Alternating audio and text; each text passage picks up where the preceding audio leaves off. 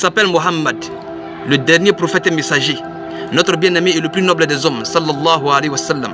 Je ne te parle pas de Mahmoud Bosco, ni même de Madouba de la gare routière, encore même de Momo de Babi, mais je te parle bel et bien de ce noble être-là qui est né dans le carreau de Bani Hashim, un lundi matin, le 9 Rabil Awwal, au début de la 40e année de l'épisode de l'éléphant. Allahu Akbar. Comme tout prophète, on pouvait percevoir à travers les signes de sa naissance que ce n'est pas quelqu'un de simple. Parce que rien que sa venue au monde a laissé un signe des impactants dans certains coins du monde. Et c'est ce que nous dit sa propre mère Aminat. Lorsqu'il est né, j'ai vu une lumière qui sortait de mes entrailles et qui illuminait les palais de la Syrie. Il est même mentionné que 40 balcons de Kisra, de l'empereur perse, se sont écroulés. Ce qui a créé un bouleversement dans son empire et un déclin. Et même la religion qu'il pratiquait, le zoroastrisme, une religion dans laquelle il prenait des feux pour des divinités. Ce feu-là restait allumé en permanence jusqu'à la naissance du prophète. Et dès que le prophète est né, ce feu-là s'est éteint en même temps. C'est ce qu'on appelle une naissance imposante. Une naissance qui vient faire fuir le mensonge et imposer la vérité. Comme tout prophète, il était béni. Mais sa bénédiction était tellement pure et impactante que toutes celles de ceux qui l'ont accosté, qui l'ont nourri et l'ont hébergé, ont vu l'impact de cette bénédiction dans leur vie sociale et professionnelle. Demandez à Fouaïba, la première femme à avoir allaité le prophète sallam juste après sa mère. Elle vous en dira. Même Halimat, la plus célèbre des nourrices du prophète et chez qui il a passé le plus de temps et qui a le plus bénéficié de ses bénédictions. Elle vous dira à quel point sa poitrine qui était vide de lait a été emplie de lait automatiquement à partir du moment où elle a accepté d'allaiter le prophète. Quand bien même elle n'avait pas d'espoir. Elle vous dira aussi à quel point ces vaches et brebis qui étaient même incapables de produire une goutte de lait ont été productives à tel point que les autres arabes même étaient étonnés.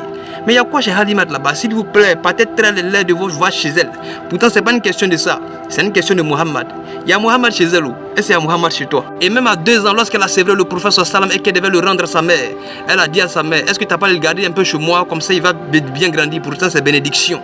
Mais sa mère l'a laissé quand même jusqu'à ce qu'il ait 4 ou 5. C'est à la suite de cela maintenant qu'elle décide de le rendre à sa mère. Et c'est vrai, le prophète sallam, il a été éprouvé parce qu'il n'a pas connu l'amour paternel. Son père Abdullah qui est décédé au moment où il était très jeune. Certains même disaient qu'il n'était même pas encore né.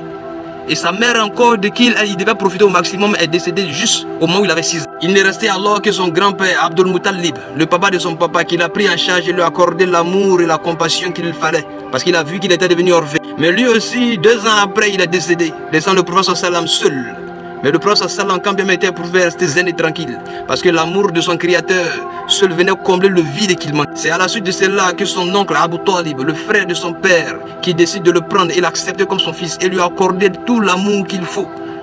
Parce qu'il a tellement aimé, même plus que ses propres enfants, car il lui a fait des faveurs qu'il n'accordait même pas à ses propres enfants. Abu Talib l'a aimé, l'a protégé et l'a défendu jusqu'à sa mort, quand bien même il s'est fait des ennemis juste à cause de Mohammed, mais il n'a jamais cessé de le protéger. Voici Mohammed maintenant qui commence à grandir et devient majeur, avec les qualités que lui a inculquées son créateur.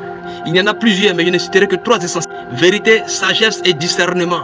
Oui, vérité parce qu'il ne disait jamais des choses futiles. Tout ce qui sortait de sa bouche était haq, était vrai, était sûr.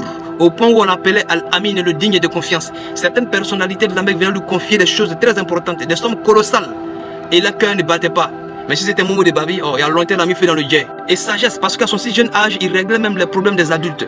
Lorsqu'il est vieux gaillard de la Mecque n'arrivait même pas à s'entendre sur des situations, c'est Mohammed qu'on l'appelait pour venir trancher. Et avec la sagesse, il tranchait de telle sorte que chacun d'entre eux était satisfait. Ce fut le cas lors de l'emplacement de la pierre noire dans la Kaaba. Et enfin, discernement. Discernement parce qu'avant même de connaître son créateur, Mohammed savait distinguer le bien du mal. Il n'a jamais approuvé et n'a jamais aimé les pratiques occultes que les Arabes pratiquaient. Celui de se prosterner devant des idoles et des pierres. Il trouvait absurde et stupide qu'un homme censé puisse se prosterner devant des statuettes et des pierres. En tout cas, son discernement ne lui permettait pas de faire cela. Et même les cérémonies qui étaient liées à ces genres de pratiques, il n'y assistait jamais. Lorsqu'il regarde le ciel, la terre et les merveilles qui se battent dans le monde, il dit non. Bois ne peut pas créer ça. Statuette ne peut pas créer ça. Et voici ce qui le pousse à aller dans la grotte de Hira.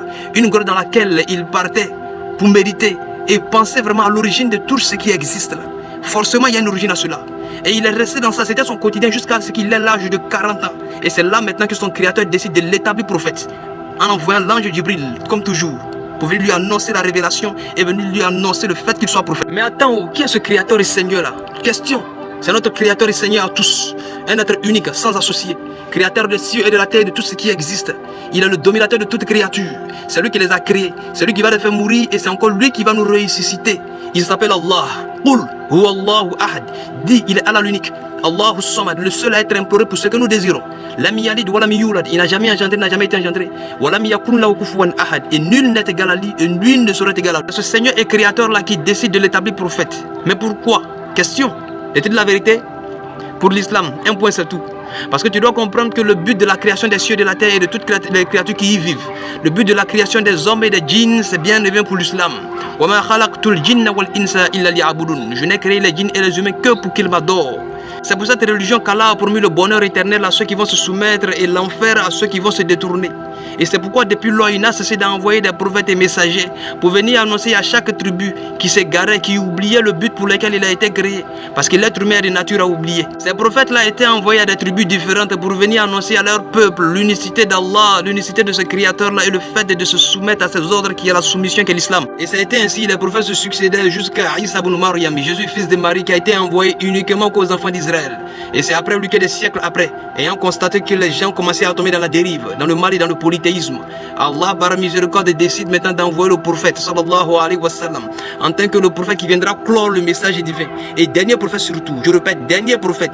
Donc si vous voyez quelqu'un qui quitte là-bas pour dire des prophètes, sachez que c'est un grain qui va installer, verser son thé et envoyer au village avec Rachid Sansian. Il n'a qu'à aller là-bas, c'est pas ici ça prend. Et c'est Mohammed sallallahu alayhi wa sallam qui vient maintenant tirer les gens des ténèbres du politisme, du mal et de la dépravation vers la lumière de la soumission qu'est l'islam. En les annonçant le bonheur éternel que le Seigneur les a promis s'ils se soumettaient à l'islam et en les avertissant du châtiment éternel qui les attend s'ils s'en détournent. Surat 34 verset 28. Et nous ne t'avons envoyé qu'en tant qu'annonciateur et avertisseur pour toute l'humanité. Mais la plupart des gens ne savent pas. Donc le prophète n'est pas venu qu'en tant qu'avertisseur et annonciateur, mais il aussi est venu en tant que miséricorde. Surat 21 verset 107. Oui, miséricorde pour l'univers, parce que la venue du prophète est venue mettre de l'ordre dans la vie des gens. Il est venu abolir la barbarie qui se pratiquait par les Arabes de l'époque et l'infanticide des filles, ceux qui enterraient leurs filles vivantes. Et il a donné plus de droits à la femme, aux filles et même aux esclaves. Et de plus, même lors des guerres contre les ennemis, il a instauré des règles dans lesquelles on ne devrait pas toucher aux femmes, aux enfants, aux arbres, même aux animaux. Parce que pour lui, la guerre doit se faire avec humanité. Prophète, t'es l'homme aussi, hein? Même dans la guerre contre des ennemis, tu sciences. Ouais, il faut croire. C'est pourquoi il a été envoyé en tant que miséricorde pour l'humanité. Même après la conquête de l'islam où les musulmans avaient le pouvoir, ceux qui les ont persécutés, ils pensaient qu'il allait se venger, il les a regardés comme ça. Il dit partez, vous êtes libres.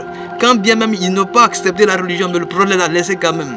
Ça c'est le prophète. Miséricorde pour l'humanité, pour l'univers entier. Et c'est pourquoi Allah ne lui a pas envoyé seul. Allah lui a donné un manuscrit, plus même qu'un manuscrit, un livre, plus qu'un livre. Désolé, je ne saurais décrire cela. C'est la parole d'Allah, le Coran al-Karim. Une parole pure et purifiante, réformatrice, qui a réformé des personnes d'une barbarie à outrance en des personnes de sagesse, de douceur et de miséricorde. Et aussi humiliante, qui a humilié toutes celles de ceux qui ont voulu la démentir en les demandant de reproduire une sourate semblable. Jusqu'à ce présent, ce défi n'a pas encore été relevé. Et qui va continuer à humilier ceux qui vont vouloir la défendre. Demandez un peu aux pasteurs là, ils vont vous expliquer. Allah dit c'est lui qui a fait descendre le Coran et encore c'est lui le protecteur. Donc il peut créer quoi? C'est Allah tout. Et Wallah, il y a toutes celles de ceux qui ne croient pas toujours au Muhammad, croyez en lui. Parce que son nom même est en harmonie avec le message qu'il transmet. Son nom, on dit le loué.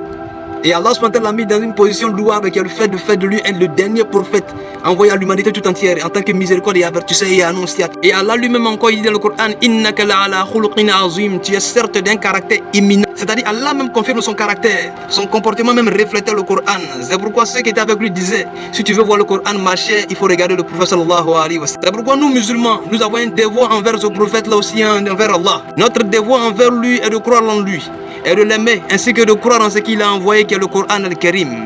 Allah nous dit Qul in kuntum tuhibbuna Allah fattabi'uni yuhibbukumullah. Si vous aimez vraiment Allah, suivez Muhammad et moi Allah je vous aimerai pardonner votre péché. Nous devons le suivre, nous devons croire et à la suite de cela nous devons suivre ses enseignements et appliquer dans notre vie quotidienne, se repentir, se réformer et faire de nous des personnes meilleures conformément au commandement d'Allah.